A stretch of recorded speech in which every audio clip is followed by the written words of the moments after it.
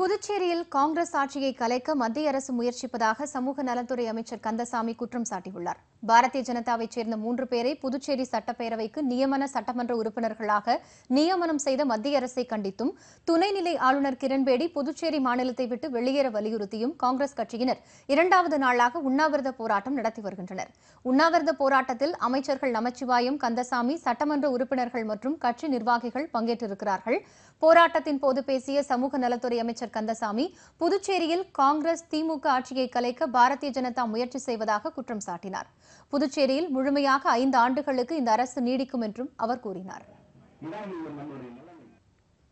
உண்ணாவிரதத்தினுடைய சிறப்பு என்னன்னு சொன்னால், புதுச்சேரி மாநில மக்களால் தேர்ந்தெடுக்கப்பட்ட மக்களாட்சி என்ற போது பாரதிய ஜனதா அரசு ஒரு மாற்றத்தையே கலைக்க வேண்டும் என்ற அடிப்படையில் இந்த 3 நியமன உறுப்பினர்களை இங்கே போட்டிருக்கிறார்கள்.